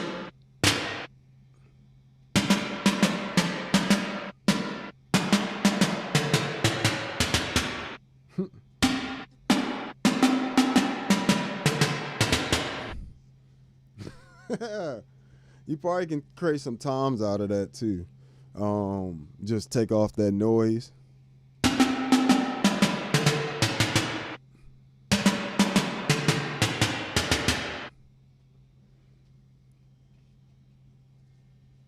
I mean, essentially, yeah.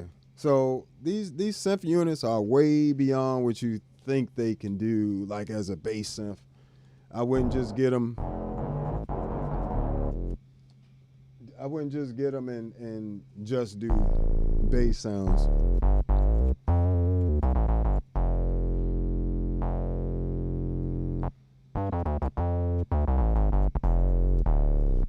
It's gonna get you all the nasty bass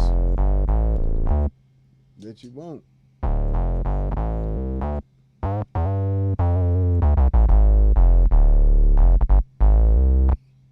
Yeah.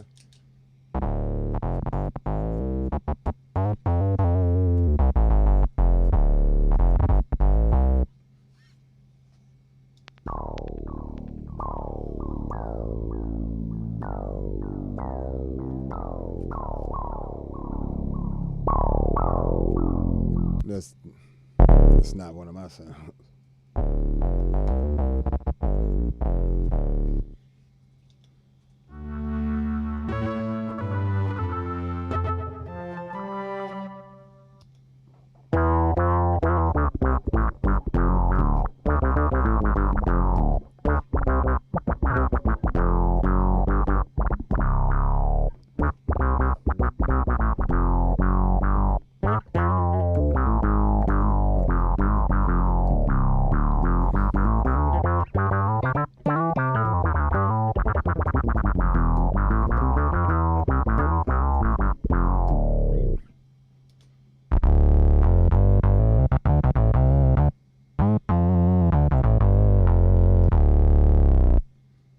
Just nasty work. Then you still got sounds like this.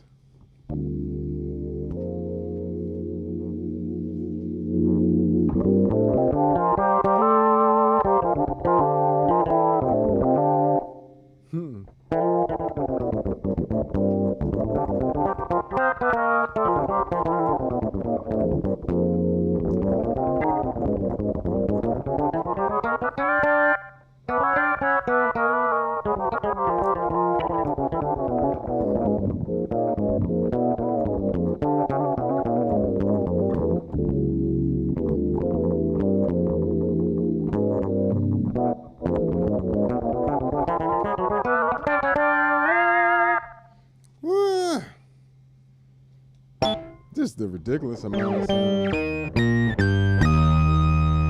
Yeah, just stupid stuff.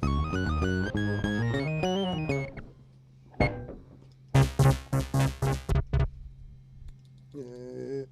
Let's go to the 60s.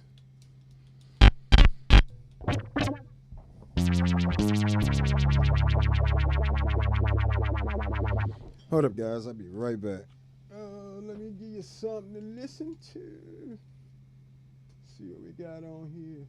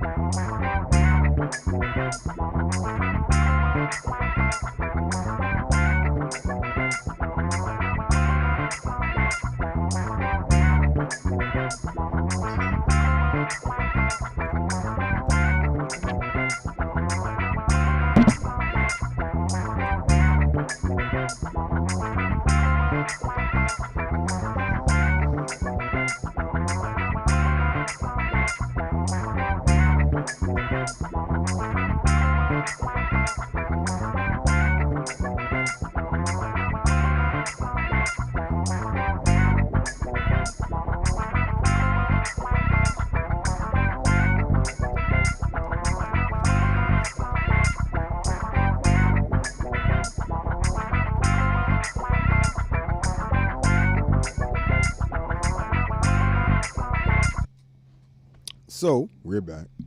But yeah, appreciate y'all patience there. If you haven't already, hit that like button for me. Greatly appreciate you. And if you haven't already, subscribe. But yeah, so, you know, at some point I may do like a bass synth course or something like that. But I feel like my man from Michael Jackson, Anthony, I can't remember his last name on the top of my head. I'm terrible with names. I tell y'all that all the time. I'm the worst. But he's a huge inspiration, especially with me learning synths and stuff. You know, he also has a bass. He also has a synth course in general. And I don't know that I can do a course better than him at synth bass.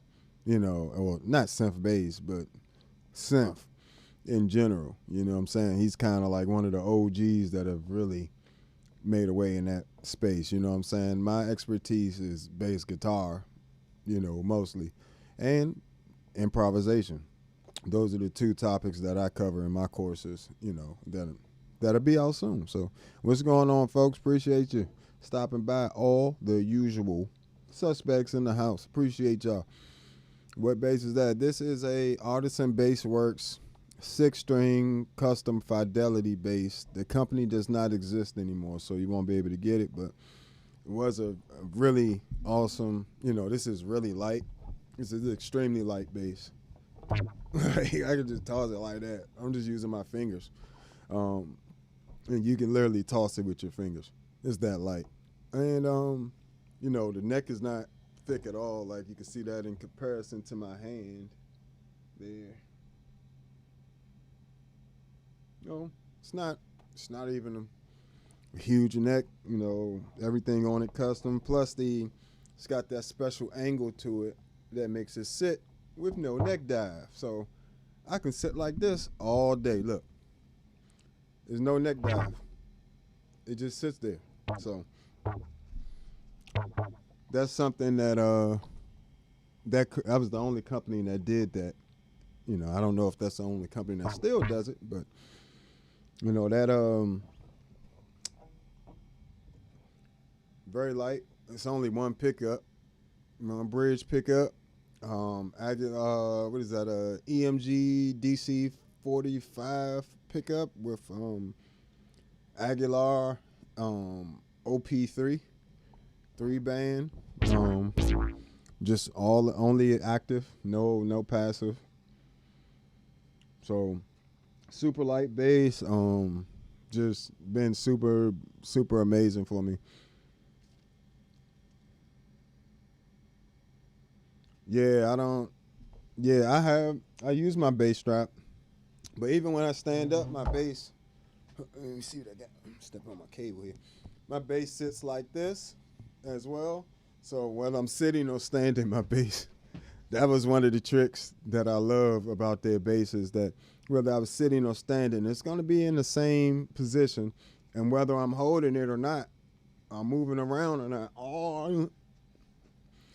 Look how much movement I got just to get it to fall. And that's only because, there's no friction on my lap at all. You know what I'm saying? Like, so there's no friction between the, from the gloss on the bottom and my pants. So that's why I slide around. But it would just sit there like, it's more likely to try to go that way, which is not. Like, typically I can just rest my arm right here, and that doesn't even, that doesn't make it go up or anything. It's like, it just holds it still.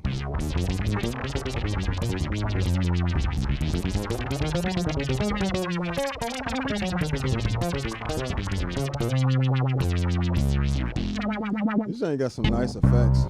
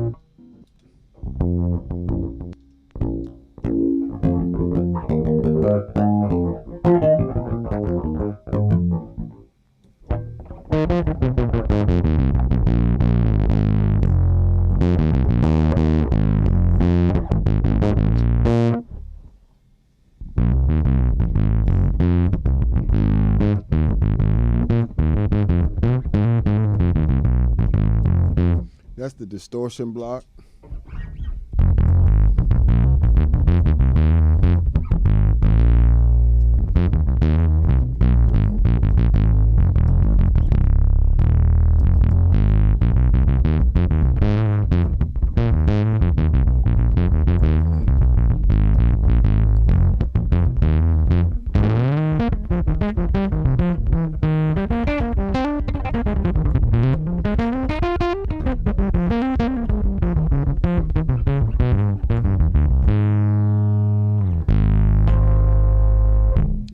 distortion from the Future Impact. There's another distortion setting.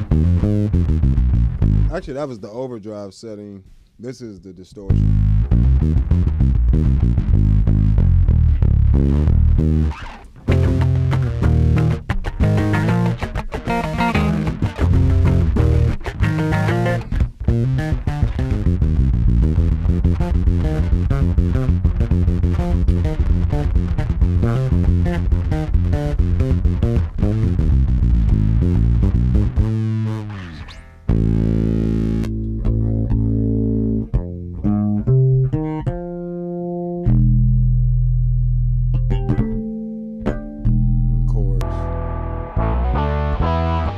Harmony.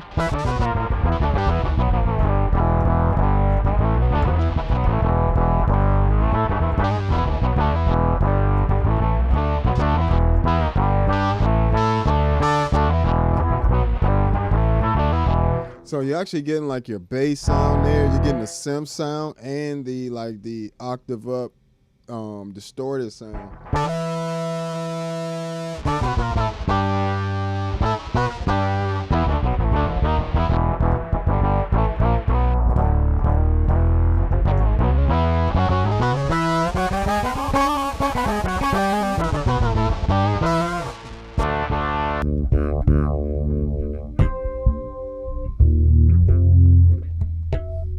You're getting into your effects.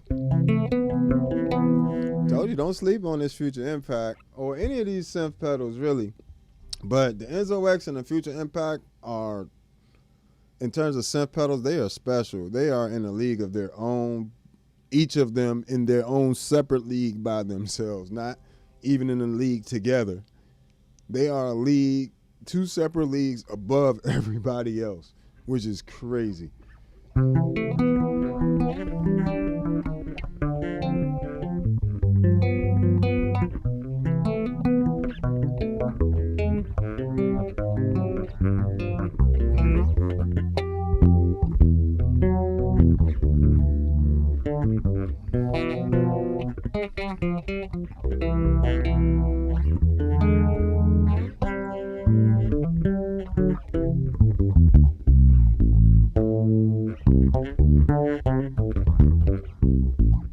Oh, that's nasty. Come on now. What's going on? It's my bud Doug. What's good, babe? How you feeling, man? I'm gonna hit you up when I get off of here. I hit you back the other day. I ain't forgot about you. That modulation, I forgot how good the modulations are on this Future Impact. That's really impressive.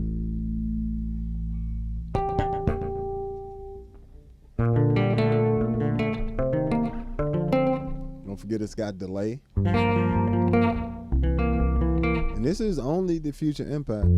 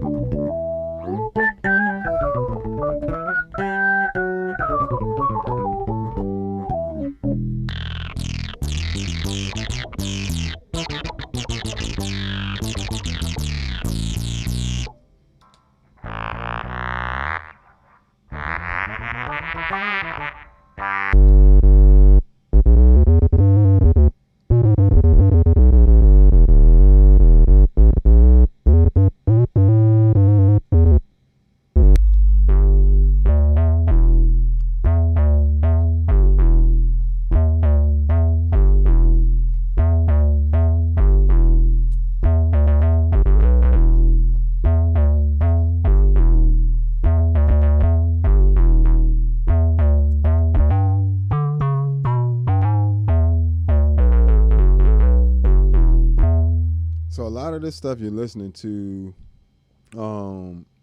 there was a little bit of a mix of the stock presets and my own stuff. Like I think I kept the stock modulation settings, and like that sound you just heard there is in my preset pack. So like none of that's, these bigger sounds that you're hearing, the bass sounds like that. If it sound like that,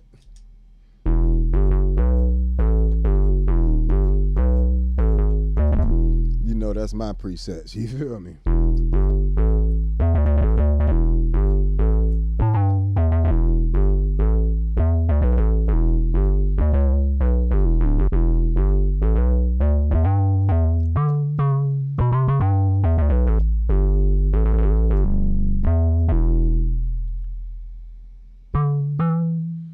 First of all, that release on that joint is crazy.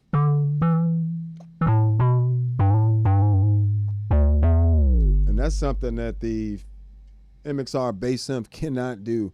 It's not going to give you that release, like that sustain, that release after. I'm only doing, this is what I was doing. Right? Real staccato.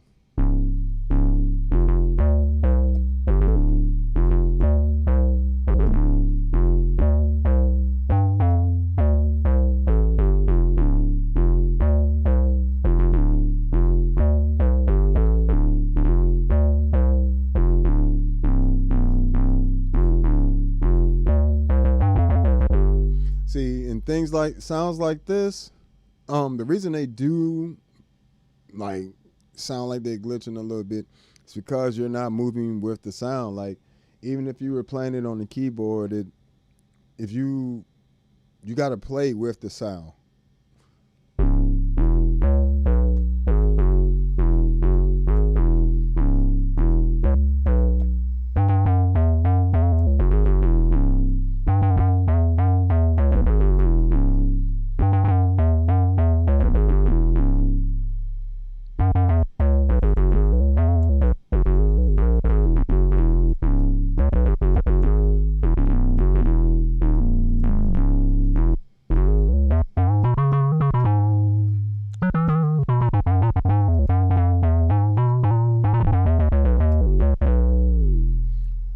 And it's just massive, massive, massive bass sounds.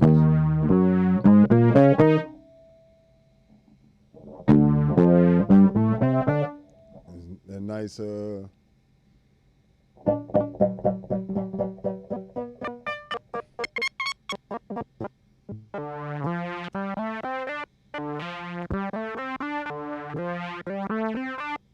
hey.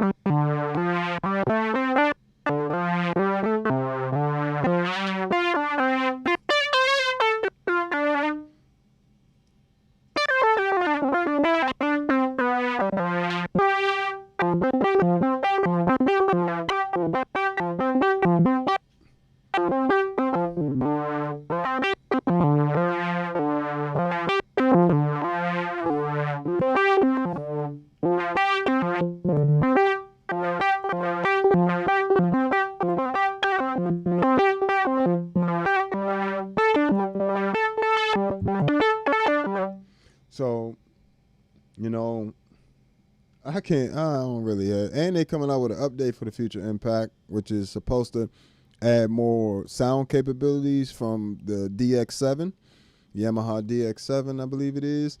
And they also, you know, have said they have improved the tracking as well. And it already tracks well. So, you know, that's a super huge bonus for owning a Future Impact. It also can be updated. You can't update the MXR bass synth. It's just going to be what it is forever. So, yeah, I thank you guys for hanging out with me for a bit, man. It means a while. It means a lot to me. If you haven't already, hit that like button, subscribe. Make sure you follow me on all social media at the Bass Negus, Negus. And if you haven't already, check out my Patreon page for $5 a month. You can support the channel. And if you want different presets for the Future Impact, the Enzo X, the Tone X1s, there's over 20-something preamp and bass head packs on there.